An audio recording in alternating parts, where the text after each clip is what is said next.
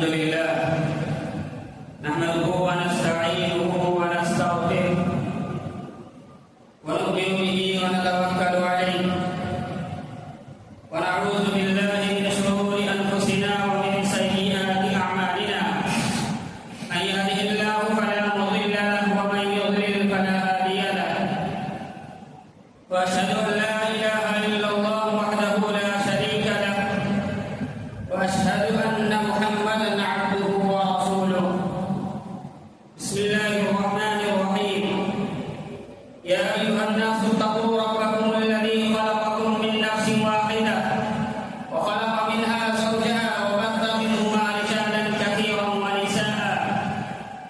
Wattaqullaha alladzi tasaaluna bihi wal arham innallaha kana 'alaykum raqiba.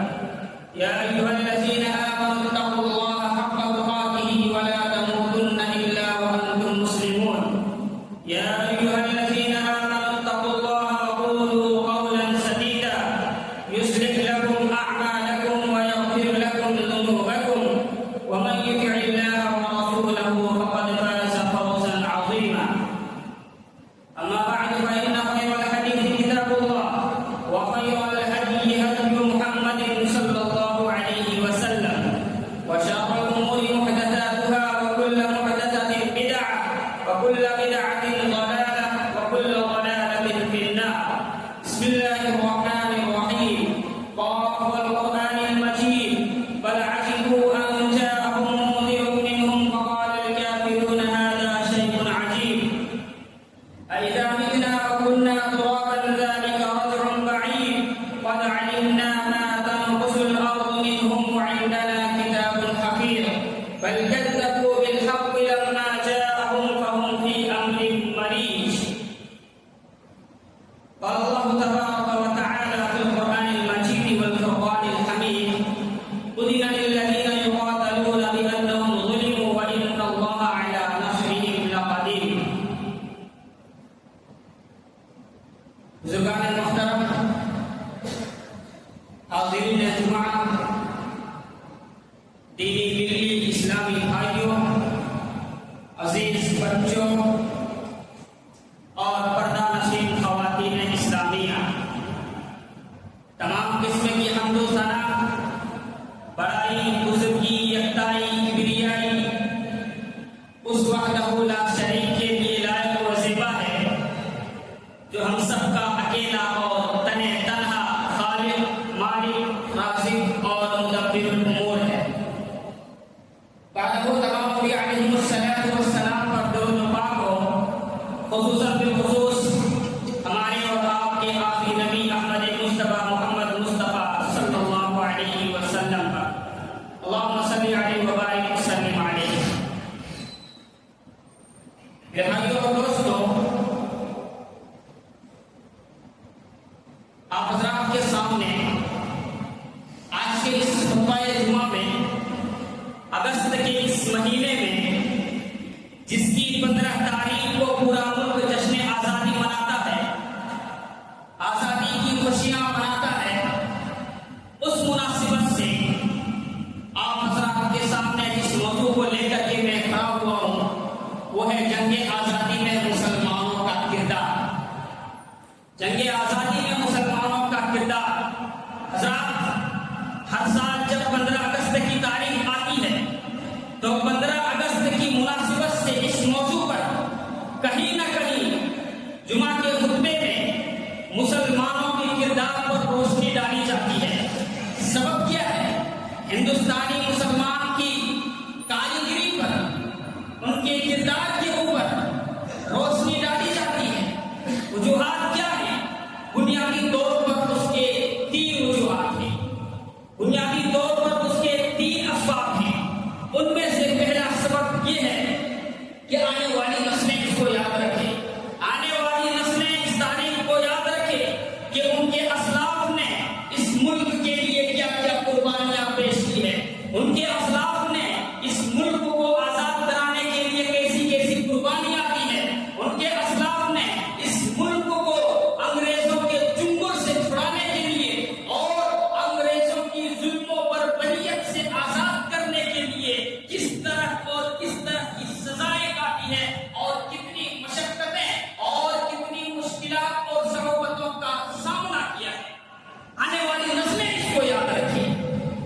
बात, और पहला सबक तो ये है। दूसरा सबक, हिंदुस्तान की तारीख के इस रोशन बाग को मुस्तकबिल की तारीख याद रखे, आने वाली तारीख इसको याद रखे। इसके लिए इस मुल्क में, इसलिए कि इस मुल्क में तारीख बनाने वालों, तारीख बिगाड़ने वालों, तारीख को मस्ख करने वालों की, तारीख के अंदर तहरीफ करने वालों की, तारीख के अंदर तब्दीली करने वालों की कोई कमी नहीं। हर जगह आपको ऐसे लोग मिल जाएंगे जो मुसलमानों के रोशन माजी को वो बर्बाद करना चाहते हैं, मुसलमानों के रोशन माजी को वो मिटाना चाहते हैं, मुसलमानों के रोशन माजी से वो खिलवाड़ करना चाहते हैं। हम उनको ये मैसेज देना चाहते हैं इस खुतबा जुमा से, इन बयानात से हम उनको ये बतलाना चाहते हैं कि तुम्हारे दिलों में जो इस तरह का वसवसा पैदा होता है, जो तुम इस तरह की बातें सोचते हो, ये सब सोचना बंद करो, ये सब सोचना तुम छोड़ दो। और ये बात भी हम उनको बतलाना चाहते हैं, जो लोग तारीख को बदलना चाहते हैं, कि तुम ऐसी हिम्मत ना करो, तुम ऐसी जुर्रत पैदा ना करो, माजी से खिलवाड़ तुम नहीं कर पाओगे। इसी तरह से मेरे भाइयों और दोस्तों, तीसरा सबक जो इस मौजू के मुनासिबत से बताया जाता है वो ये है कि इस मुल्क में वो फिरका परस्त लोग जो रह रहकर इस्लाम को इस मुल्क से मिटाने की बात करते हैं, जो रह रहकर इस्लाम को इस मुल्क से मिटाने और खत्म करने की बात करते हैं, जिनके दिलों में बार बार ये वसवसा पैदा होता है, जो अपने ख्यालात और अपनी सोच और विचार में इस तरह की गंदी सोच अपने ज़हन और दिमाग के अंदर पाल रखा है, और पालने के बाद उसको खाबे शर्मिंदा ताबीर करना चाहता है।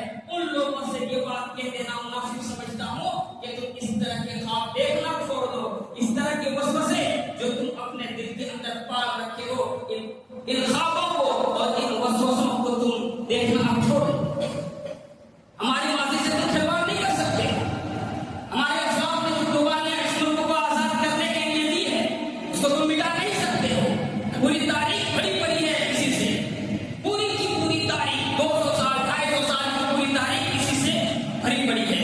मेरे भाइयों और दोस्तों, मुल्क हिंदुस्तान की सरजमीन, मुल्क हिंदुस्तान की सरजमीन, अगर यहाँ से इस्लाम और मुसलमानों को भगाया जाएगा तो ये सरजमीन बेनूर होकर रह जाएगी।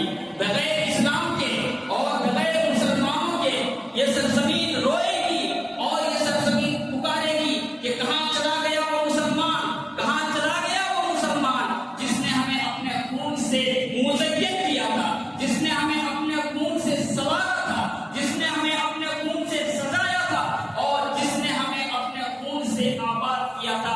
और यहाँ का आसमान रोएगा और यहाँ का आसमान तलाश करेगा कि कहाँ चला गया वो मुसलमान, कहाँ चला गया वो मुसलमान जिसकी कुर्बानियों के हजारे नजारे हमने देखे हैं, जिसके कुर्बानियों के हजारे नजारे हमने देखे हैं, और हजारों हजार मिसालें हमने जिनकी देखी।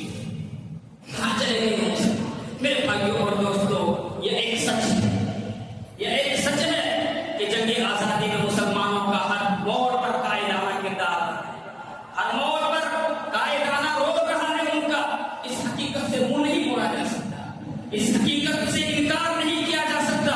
और ये बात भी याद रहे कि अक्सर मरहबा में कमांडिंग और क़यादत मुसलमानों के हाथ में रही है, और ये भी एक हकीकत है कि जंग आजादी में कायदाना रोल जिन्होंने अदा किया और जंग आजादी में कमांडिंग जिन्होंने की, वो सब के सब मुसलमान थे। इब्तिदाई मरहले में सब के सब मुसलमान थे।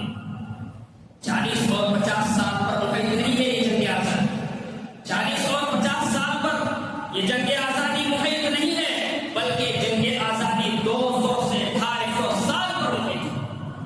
आमतौर पर ये बात कही जाती है कि जंग आजादी की पहली लड़ाई 1857 में लड़ी गई है। आमतौर पर यह बात कही जाती है कि जंग आजादी की सबसे पहली जंग और लड़ाई 1857 में लड़ी गई है। ये तारीख की एक बहुत बड़ी गलती है, ये तारीख की एक बहुत बड़ी गलती है। जंग आजादी की सबसे पहली लड़ाई 1750 से पहले लड़ी गई, 1750 से पहले लड़ी गई। और जैसा कि हमने कहा कि मुसलमानों ने कायदाना रोल अदा किया। क्यों अदा किया?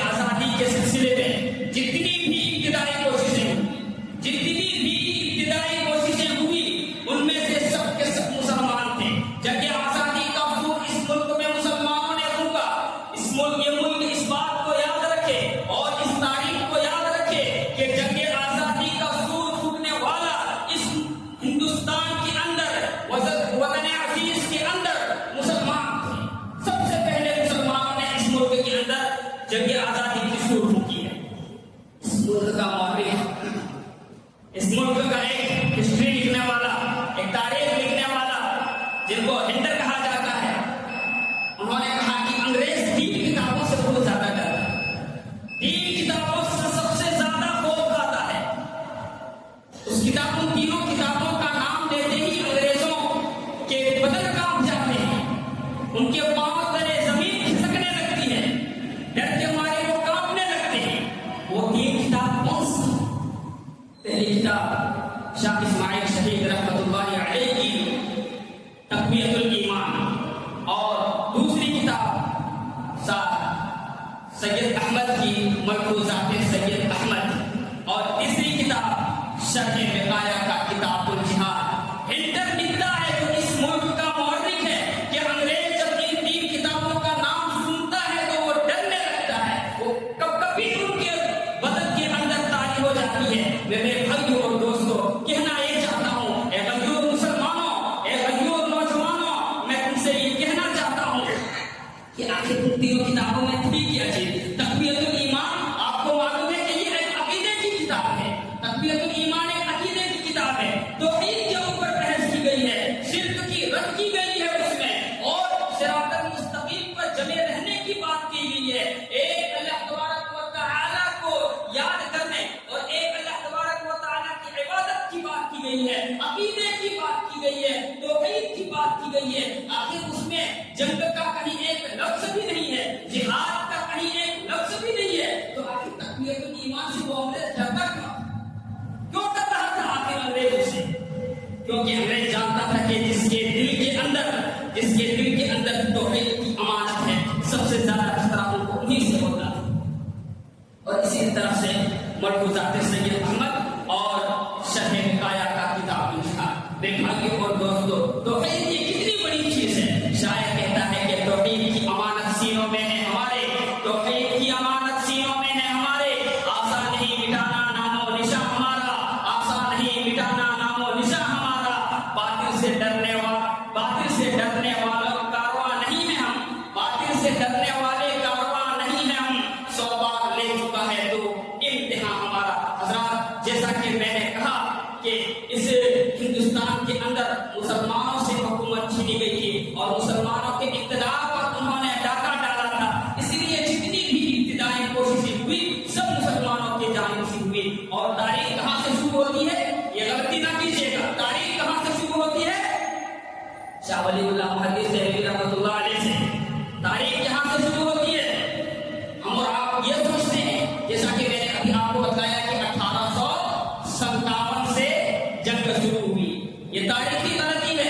ये गलती सियासत करने वाले कर सकते हैं, ये गलती सियासतदान कर सकते हैं, हम ये गलती नहीं करेंगे, हम ये गलती नहीं करेंगे, बल्कि जंग आजादी को हम कहां से शुरू करेंगे? शाह वलीउल्लाह मुहद्दिस देहलवी रहमतुल्लाह अलैह से। शाह वलीउल्लाह मुहद्दिस देहलवी रहमतुल्लाह अलैह से, जिन्होंने अंग्रेजों के खिलाफ सबसे पहले इस मुल्क के अंदर ज़हनसाज़ी का काम शुरू किया। और शाह वलीउल्लाह मुहद्दिस देहलवी रहमतुल्लाह अलैह के इंतकाल हो जाने के बाद उनके फर्जंद को ये जज्बा विरासत में मिला, और शाह अब्दुल अजीज रहीमाबादी मुहद्दिस देहलवी रहमतुल्लाह अलैह ने अंग्रेजों के खिलाफ एक फतवा दिया, जिहाद का एक फतवा दिया है। सबसे पहले फतवा देने वाले कौन? शाह अब्दुल अजीज रहीमाबादी मुहद्दिस देहलवी रहमतुल्लाह अलैह। उसके बाद फिर 1753 में, कितने में? 1753 में मुर्शिदाबाद और बंगाल में अलीवर्दी खान, जो कि सिराजुद्दौला का नाना था, और उसके बाद शेर महजूर, जिसको हम और आप टीपू सुल्तान के नाम से जानते हैं। जब तक वो जिंदा रहे, अंग्रेजों के छक्के छुड़ा करके रख दिए थे, और जब वो इंतकाल कर गए, जब वो शहीद हो गए, शहीद होने के बाद उसका जर्नल लिखता है, और जिसका नाम है वो लिखता है, सीने ठोक करके और कहता है कि आज से हिंदुस्तान हमारा है। टीपू सुल्तान की ये कारीगरी थी मेरे भाइयों और दोस्तों। कहने का मतलब ये है कि मुसलमानों ने इस तरह से कुर्बानी पेश की है इस देश को आजाद करने के लिए। और इसी तरह से शहीदें, तहरीके शहीदें के नतीजे में सारा मुल्क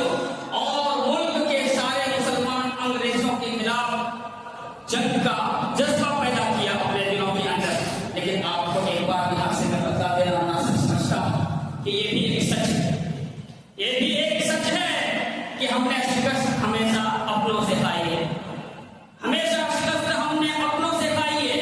गेरों ने हमें कोई शिकस्त नहीं दी है, हमेशा हमने मुनाफिकों से शिकस्त खाई है, जो हमारी सफों में रह करके घर की भेड़ी लंका खाए का किरदार अदा करता है। ये मुल्क 1947 पर आजाद हुआ। इस मुल्क की आजादी को अभी सिर्फ 72-73 साल गुजरे हैं। आप यकीन करें, ये मुल्क 150 साल पहले आजाद हो गया होता, ये मुल्क 200 साल पहले आजाद हो गया होता, अगर बंगाल में सिराजुद्दौला के साथ मीर जाफर की बगावत ना हुई होती, और साउथ के अंदर, साउथ इंडिया के अंदर टीपू सुल्तान के साथ मीर सादी की बगावत ना हुई होती, और बिहार के अंदर बेगम हजरत महल के साथ नेपाल में गौरवों की बगावत ना हुई होती, और तहरीके शहीदें के साथ अफगानिस्तान की बॉर्डर और सरहद पर अगर पठानों की बगावत ना हुई होती, तो आप यकीन करो ये मुल्क 150 साल से 200 साल पहले आजाद हो गया होता। उन मुनाफिकों ने, उन गद्दारों ने ईमान का सौदा करके, उन खाइनों ने खयानत करके और अपने जमीर का सौदा करके, अपने ईमान को पेश करके अंग्रेजों से जा मिला, जिसका नतीजा ये हुआ कि इतनी जान की कुर्बानियां हमें और आपको पेश करनी हुई। ये हकीकी तारीख है मेरे भाइयों और दोस्तों। आजादी की मंजिल तक ये मुल्क ऐसे ही नहीं पहुंचा है, आजादी की मंजिल तक ये मुल्क ऐसे ही नहीं पहुंचा है। आजादी हासिल करने के लिए इस मुल्क के मुसलमानों ने खून का दरिया बहाया है, खून से इस मुल्क को सींचा है, खून का दरिया बहा करके उस पर वो गुजरे हैं। इस मुल्क के बाशिंदों ने खून और लहू से इस मुल्क को तैयार किया है। ये गुलशन जिसमें हम और आप सुकून की जिंदगी काट रहे हैं, इस गुलशन को आप यानी खून के जरिए से की गई है। ये बाग यूं ही नहीं लहरा रहा है, ये बाग यूं ही नहीं चमक रहा है, बल्कि पानी नहीं खून की जरूरत पड़ी है इसको तैयार करने के लिए।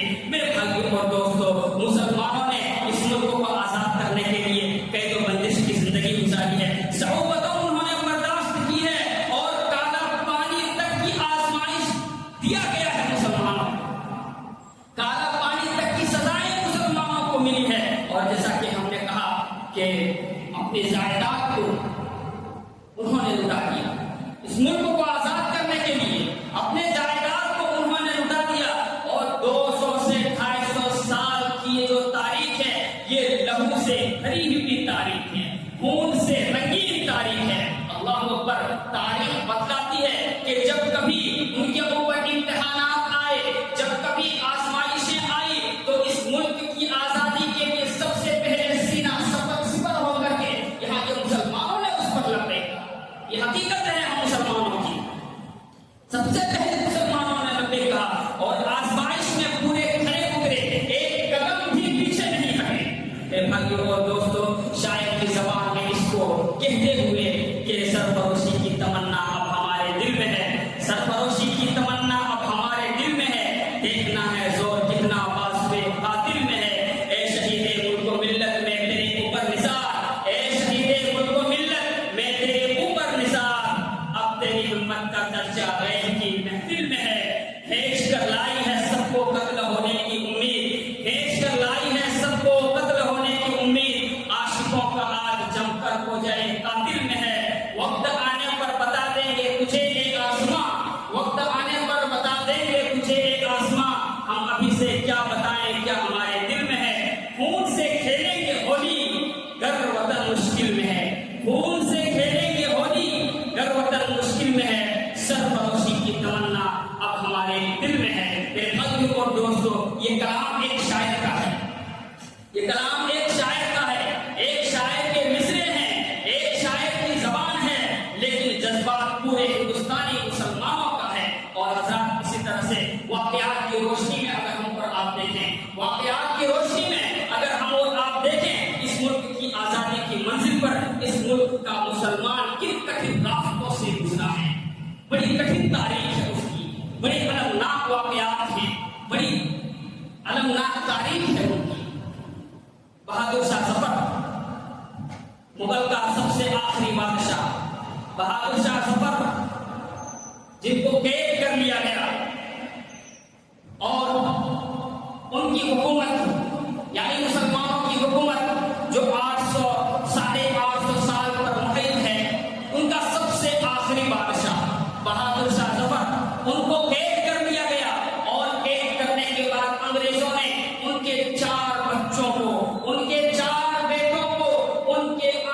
के सामने बड़ी बेदर्दी के साथ कत्ल कर दिया, बहुत बेदर्दी के साथ कत्ल कर दिया। सोचे किसी के 4 बच्चे हो और अगर उनकी आंखों के सामने उनको कत्ल कर दिया जाए तो उनकी क्या हालत है? कितनी दर्दनाक है ये कहानी मेरे भाइयों और दोस्तों। उन्होंने अशआर में इन दर्द को बयान किया है, अशआर में इस दर्द को उन्होंने बयान किया है और कहा है, बड़ी मशहूर है ये। लगता नहीं है जी मेरा उजरे दयार में, लगता नहीं है जी मेरा उजरे दयार में, किसकी बनी है आलमे नापायदार में। कह दो इन हसरतों से कहीं और जा बसे, कह दो इन हसरतों से कहीं और जा बसे, इतनी जगह कहाँ है तेरे दिले दागदार में। उम्र दराज मांग कर लाए थे 4 दिन, उम्र दराज मांग कर लाए थे 4 दिन, 2 आरज़ू में कट गए तो इंतजार में, कितना है बदनसीब ज़फर दफन के लिए। सोचिए इतनी बड़ी उनकी हुकूमत, इतनी बड़ी हुकूमत, लेकिन जब मर रहे हैं तो दफन होने के लिए 2 गज जमीन भी उनको नहीं मिल रही है। उसी को शायरी अल्फाज में वो कह रहे हैं कि कितना है बदनसीब ज़फर दफन के लिए, 2 गज जमीन ना मिल सकी कोई यार में। मेरे भाइयों और दोस्तों, इसी तरह से तारीख़ हिंदुस्तान को और जंग आज़ादी को जब हम और आप बयान करते हैं और जब उसको सुनते हैं तो वहाँ पर उलमाए सादिक़पूर को अगर जिक्र ना किया जाए, उलमाए सादिक़पूर के जिक्र के बगैर जंग आज़ादी बिल्कुल नाक़िस और अधूरी है। ये उलमाए सादिक़पूर कौन है? उलमाए सादिक़पूर पटना का एक मोहल्ला है जो आज बिहार की राजधानी है। पटना का एक मोहल्ला है, वहाँ एक मोहल्ले का नाम सादिक़पूर है। पटना का पुराना नाम अज़ीमाबाद था। उसका एक मोहल्ला जिसको हम आप सादिक़पूर के नाम से हिस्ट्री में जानते हैं, वो पूरे के पूरे खानदानी अहले हदीस थे, पूरे के पूरे खानदानी अहले हदीस थे। उस खानदान को ये शर्फ हासिल है, उस खानदान को ये एजाज हासिल है और रहती दुनिया तक जब तक ये मुल्क रहेगा इस खानदान की खिदमत को कभी फरामोश नहीं कर सकता है। इस खानदान के उलमा ने पूरे 1 सदी को जिहाद अलम को बुलंद किया, जिहाद अलम को बुलंद रखा। 1750 से लेकर के 1857 तक पूरे 1 सदी तक यहाँ के उलमा ने अंग्रेजों से लड़ाई करते रहे और जब कोई उनके उलमा शहीद हो जाते, शहीद होने से पहले वो अपनी औलाद को इस बात की तलकीन करते, वो अपनी औलाद को यह बात बता करके शहीद होते थे कि देखो जंगे जो जंग चल रहा है ये आलम जिहाद को तुम कभी गिरने मत देना जब तक कि तुम अंग्रेजों के गुलामी से आजाद ना हो जाओ। और पता है आयन ईद के दिन उलमाए सादिक़पूर के मोहल्ले में अंग्रेज जबकि पूरे देश के मुसलमान खुशियां मना रहा है, उस वक्त आयन ईद के दिन अंग्रेज बुलडोजर लेकर के सादिक़पूर के मोहल्ले में पहुंचता है और पहुंचने के बाद सादिक़पूर का पूरा मोहल्ला उनके जितने घर थे सबको तबाह बर्बाद और मिसमार करके रख देता है। सोचिए कितना अलमनाक है ये तारीख। वो उलमा जो सादिक़पूर के नाम से जाने जाते हैं, वो उलमा जो पूरे के पूरे खानदानी तौर पर अहले हदीस थे। कहना ये चाहता हूँ कि अहले हदीस का इस जंग आज़ादी में ये किरदार। भाइयों और दोस्तों, आगे की बात, काला पानी, अल्लाह अकबर। ये काला पानी क्या है? जजीरा अंडमान निकोबार में जो बेआबाद एक जजीरा था, अंग्रेजों ने वहां पर कैद खाने बना रखे थे, जेल बना रखा था और वहां काला पानी की सजा दी जाती थी। और अंग्रेज मुजाहिदीन आजाद को जो सबसे बड़ी सजा दी है, जो सबसे बड़ी सजा दी है वो काला पानी की सजा है। इंसान को जब फांसी दी जाती है, इंसान को जब फांसी दी जाती है तो 10 सेकेंड 20 सेकेंड 1 मिनट के अंदर उसकी तकलीफ खत्म होकर के वो मर जाता है। लेकिन काला पानी की सजा ऐसी थी कि वो मरना भी नहीं है, इतनी असियतनाक वो सजा थी। और मौलिक लिखता है और इस हिंदुस्तान की तारीख भी इस बात को याद रखे कि अंग्रेजों ने जितने लोगों को काला पानी की सजा दी थी उनमें से 95% 95% मुसलमान थे। बमुश्किल आपको 5 से 10% गैर मुस्लिम मिलेंगे। उनमें से कौन थे?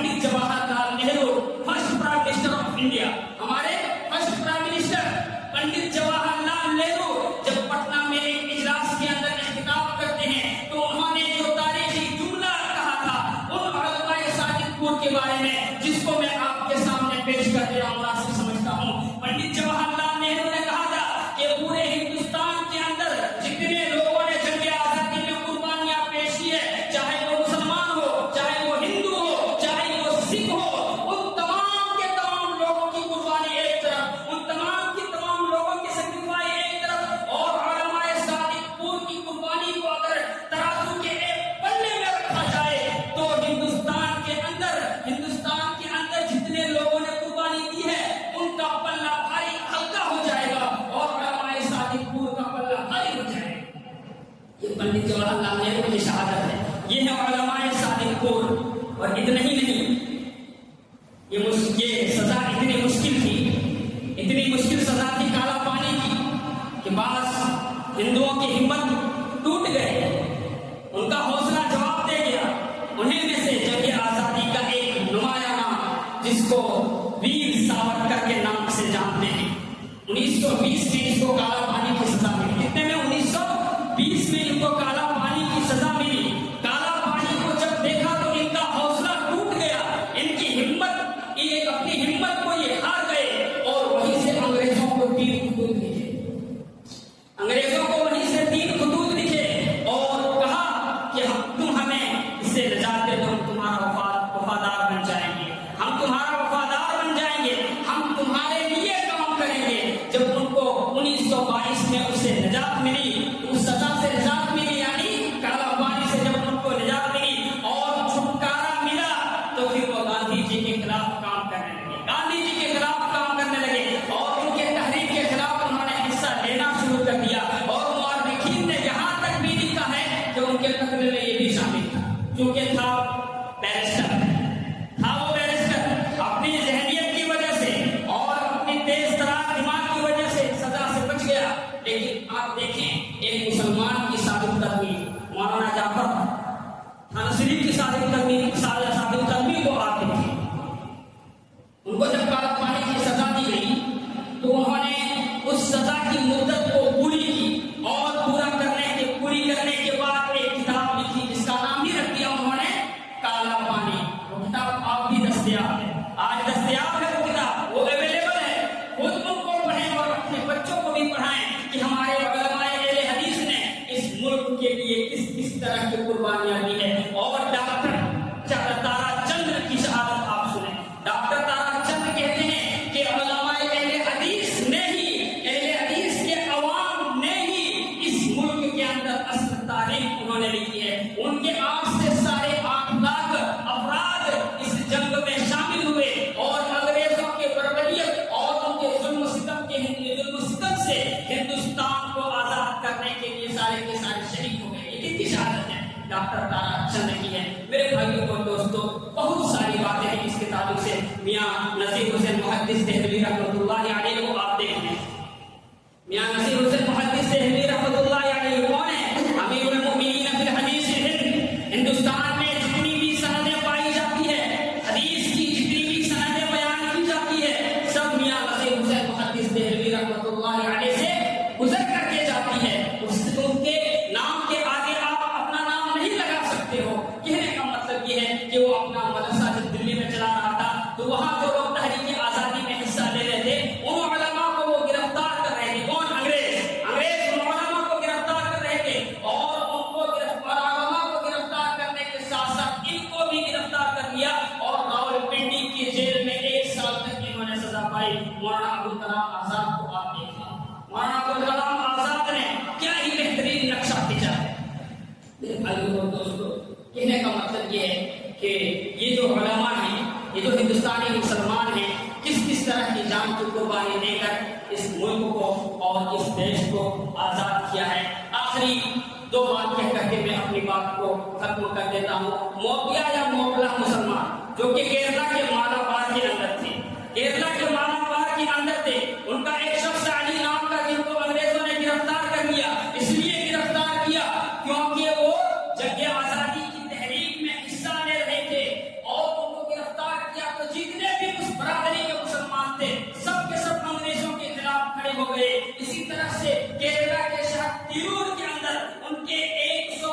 125 लोगों को गिरफ्तार किया और गिरफ्तार करने के बाद सजा सुनाने के लिए या फिर ये कहने के फैसले के लिए उनको मद्रास ले जाना था। मद्रास बोले तो चलने ले जाना था।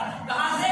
तिरूर से ले जाना था उनको, मद्रास चलने ले जाना था सिर्फ और कोयम्बटूर के रास्ते से, और ट्रेन के रेलगाड़ी में उनको भर दिया गया। उस डब्बे में भर दिया गया। किस डब्बे में? मालगाड़ी के डब्बे में भर दिया गया। तारीख बतलाती है कि उस वक्त मालगाड़ी के डब्बे में बमुश्किल 50 लोग आते हैं, बमुश्किल 50 लोग उसमें सवार हो सकते थे। और इन अंग्रेजों ने, इन जालिमों ने 125 लोगों को उसमें ठोस दिया। और ठोसने के बाद जब वो सफर शुरू हुआ ऐसा नहीं है कि आज हम दोपहर को निकले और शाम होते होते हम मद्रास पहुंच जाए, दूसरी जगह पहुंच जाए। उस वक्त ट्रेन इतनी स्पीड नहीं चलती थी, बिल्कुल रेलती ही नहीं चलती थी। 2.5 से 3 दिन का ये जो सफर था, बीच में जब एक जगह डब्बे को खोला गया, वो लोहे के डब्बे जिसमें ना किसी तरफ से हवा जा रही थी और ना कुछ, जब डब्बे को खोला गया तो मालूम ये हुआ कि 65 लोग जान बहक हो चुके हैं और जो लोग जिंदा हैं वो मुर्दानी हालत में जिंदा है। इस तरह से सजाएं काटी गई। और वहां का वो गोरा जज जब सजा सुनाता है तो उन सबको सजाए मौत और काला पानी की सजा सुनाता है। इस तरह से मोरिया मुसलमानों ने, साउथ इंडिया के मुसलमानों ने इस देश के लिए कुर्बानी दी है। इसी तरह से हम और आप बेंगलोर की औलाद रखते हैं। यहाँ का एक उस्मान से, बेंगलोर का एक उस्मान से जिहादी, जंगे जिहाद के वो रुकने रकीब थे। उस तहरीक में वो हिस्सा ले रहे थे और उनसे ये बात कही गई, उनके ज़हन दिमाग में ये बात डाली गई कि अगर अंग्रेजों के खिलाफ लड़ना है, अंग्रेजों से अगर जंग जीतनी है तो उसके लिए आपको अलग से अपने बच्चों को पढ़ाने के लिए स्कूल खोलना पड़ेगा। चुनांचे उन्होंने ऐसा नहीं किया और उस स्कूल की इब्तिदा में आप गांधी जी, पंडित जवाहरलाल नेहरू और मौलाना शौकत सारे के सारे उसमें शरीक हुए थे। जब गांधी जी को ये बात मालूम हुई कि उस्मान सेठ की बहुत मालदार आदमी है, जो बेंगलोर के रहने वाले थे, उस्मान सेठ की बहुत ही मालदार आदमी है, गांधी जी ने उनसे अपील की, उनसे रिक्वेस्ट की और गुजारिश की कि आप अपने माल को जंगे आजादी में लगाइए। तारीख बताती है कि कई एक जायदादें उन्होंने बेच करके तहरीके जंगे आजादी के लिए सर्व कर दिया। मेरे भाइयों और दोस्तों, कई एक इस तरह की बातें हैं मुसलमानों ने जो कुर्बानियां दी है। मुसलमानों, आज के जो नस्लें हैं, मैं उनसे ये बात कहना चाहता हूँ कि तुम्हारे असलाफ ने देखो किस किस तरह से कुर्बानियां दी है। लिहाजा इन कुर्बानियों को तुम भूलो मत, इन कुर्बानियों को तुम फरामोश मत करो, इन कुर्बानियों को तुम मत भूलो। ये कुर्बानी हमारे लिए जिंदा जावेद कहानी है मेरे भाई, इनको मत भूलो। कल किस तरह से हमारे नौजवानों ने इस देश को आजाद करने के लिए कुर्बानियां दी थी, आज भी अगर हमें और आपको जरूरत पड़े तो ये नौजवानों, इसके लिए तुम तैयार हो जाओ। मैं ही चंद बातों के साथ ये खुतबा खत्म करता हूँ। अक़ूलु क़ौली हाज़ा अस्तग़फ़िरुल्लाह ली व लकुम व लिसाइरिल मुस्लिमीन फस्तग़फ़िरूहु इन्नहु हुवल गफ़ूरुर रहीम।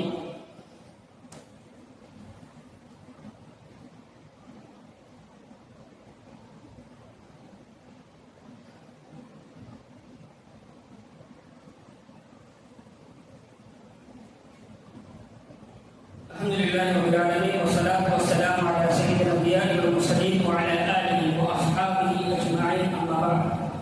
क़ाल अल्लाहु तबारक व तआला फ़िल क़ुरआनिल मजीद वल फ़ुरक़ानिल हमीद इन्नल लज़ीना यतलूना किताबल्लाहि व अक़ामुस सलाता व अनफ़क़ू मिम्मा रज़क़नाहुम सिर्रन व अलानिया यरजूना तिजारतन लन तबूर। मेरे भाइयों और दोस्तों, दूसरा पॉइंट इस खुतबे का इंफाक फी सबीलिल्लाह है। कुरान हदीस के अंदर इंफाक फी सबीलिल्लाह यानी अल्लाह तबारक व तआला की राह में खर्च करना, ये बहुत बड़ी फजीलत का हामिल है और इसकी बहुत सारी फजीलतें भी कुरान हदीस के अंदर बयान की गई है। जो आयत करीमा भी आपके सामने पढ़ी गई है, अल्लाह तबारक व तआला ने इस आयत करीमा के अंदर 3 नुक्ते जिक्र किए हैं। इन्नल लज़ीना यतलूना किताबल्लाहि व अक़ामुस सलात, वो लोग जो किताब की तिलावत करते हैं, कुरान मजीद की तिलावत करते हैं और नमाज कायम करते हैं, व अनफ़क़ू मिम्मा रज़क़नाहुम सिर्रन व अलानिया, और जो अल्लाह तबारक व तआला की राह में पोशीदा तौर पर और खुले तौर पर खर्च करते हैं, वो ऐसी तिजारत के उम्मीदवार हैं जिसमें कभी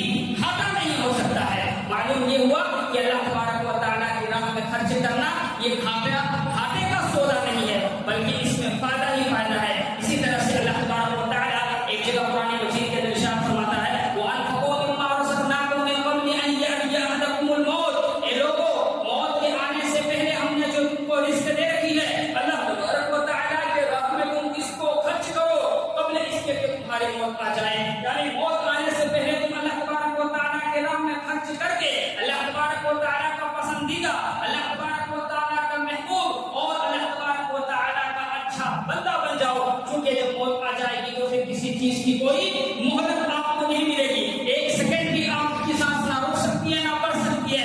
फौरन जब आपकी मौत आ जाएगी तो वहीं पर आपको मरना है।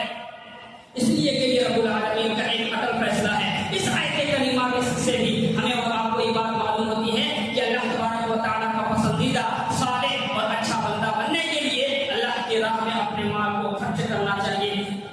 एक बात ये भी है कि हम खर्च कहाँ करें। खर्च करने के बहुत सारे मौके हैं मेरे भाइयों और दोस्तों। हमारा और आपका माल खास करके दीनी कामों के लिए खर्च होना चाहिए। जहाँ पर दीन की तालीम दी जाती है वहाँ पर उस माल को सर्फ करना चाहिए। अल्लाह के रसूल सल्लल्लाहु अलैहि वसल्लम इरशाद फरमाते हैं, इज़ा माता अल-इंसान इंक़ता अमलुहु इल्ला मिन सलातिन इल्ला मिन सदक़तिन जारिया औ इल्मिन युंतफ़अु बिही औ वलदिन सालिहिन यद'ू लहु। अल्लाह के रसूल सल्लल्लाहु अलैहि वसल्लम फरमाते हैं कि जब इंसान मर जाता है, जब इंसान इस दुनिया से चला जाता है तो उनके तमाम सवाब के जो काम के जो ज़राए हैं वो सब के सब मुनक़ते हो जाते हैं, वो सब के सब खत्म हो जाते हैं सिवाय तीन के, इल्ला मिन सदक़तिन जारिया, सदक़ाए जारिया। मेरे भाइयों और दोस्तों, अपने माल को सदक़ाए जारिया बना करके जाओ। अपने माल को अल्लाह तबारक व तआला के राह में इस तरह से खर्च करो कि वो सदक़ाए जारिया बन जाए। सदक़ाए जारिया वो किस तरह से बनेगा? इस तरह से बनेगा कि वो माल हम दीनी तालीम के लिए लगाएं। दीनी तालीम जहाँ पर होती है उन लोगों के ऊपर खर्च करें, और जहाँ पर लोग दीनी तालीम सिखला रहे हैं उनके ऊपर उसको खर्च करें। मसलन कहीं बोर नहीं है तो बोर डलवा दिए। जब तक वो बच्चे उस पानी को पी करके आप इल्म हासिल करेंगे, दीनी तालीम हासिल करेंगे, आपको उसका सवाब मिलता जाएगा और ये नस्ल का नस्ल चलता रहेगा। फिर वो बच्चा किसी और को तालीम सिखाएगा, फिर वो बच्चा किसी और को तालीम सिखाएगा। इस तरह से आपका जो माल है वो बड़ा नफा बख्श माल साबित होगा। और या ऐसे इल्म के लिए जिससे फायदा उठाया जाए। कहीं किताब वगैरह नहीं, आप उनको वहां पर दे दिए। और वलद सालिह या फिर वलद सालिह नेक औलाद जो उनके लिए दुआ करें। मेरे भाइयों और दोस्तों, कई एक नुसूस हैं इनके इस तरह के, इनके ताल्लुक से कहने का मतलब ये है कि हमें और आपको अल्लाह तबारक व तआला की राह में अपने माल को खर्च करनी चाहिए। मेरे भाइयों और दोस्तों, आखिरी बात, खैरुकुम मन तअल्लमा कुरान व अल्लमा। तुम में से सबसे बेहतर वो शख्स है जो कुरान को सीखे और सिखाए। ये हदीस भी उसी से ताल्लुक है। इसी के साथ ये आज का ये खुतबा खत्म होता है। अल्लाह तबारक व तआला से दुआ करते हैं कि अल्लाह तबारक व तआला हम सबको सही समझ की तौफीक अता फरमाए। या अल्लाह हम सबको सिरातल मुस्तकीम पर चला। या अल्लाह जो बीमार हैं उन्हें शिफाए कामिल आजिल अता फरमा। या अल्लाह हमारे यासीर भाई जिनकी तबीयत बहुत ज्यादा सख्त है, सख्त खराब है, या अल्लाह तुम है जल्द से जल्द शिफाए कामिल आजिल अता फरमा। या अल्लाह हम सबको तौहीद परस्त बना। या अल्लाह तो हम मुसलमानों की इज्जत की, आबरू की तो हिफाजत फरमा। या अल्लाह जो मुसलमान परेशान हाल हैं उनकी परेशानी को तो दूर फरमा दे। इन्नल्लाह व मलाइकतहु युसल्लूना अलन नबी या अय्युहल्लज़ीना आमनू सल्लु अलैहि व सल्लिमू तस्लीमा। अल्लाहुम्मा सल्लि अला मुहम्मद व अला आलि मुहम्मद कमा सल्लैता अला इब्राहीम व अला आलि इब्राहीम इन्नका हमीदुम मजीद। इबादल्लाह रहमकुमुल्लाह, इन्नल्लाह यअमुरुकुम बिल अदलि वल इहसान व ईताइ ज़िल कुर्बा व यनहा अनिल फ़हशाइ वल मुनकरि वल बग़yi य'iज़ुकुम लअल्लकुम तज़क्करून। उज़्कुरुल्लाह यज़कुरुकुम वद'ऊहु यस्तजिब लकुम व लज़िक्रुल्लाहि अकबर वल्लाहु यअलमु मा तस्नऊन।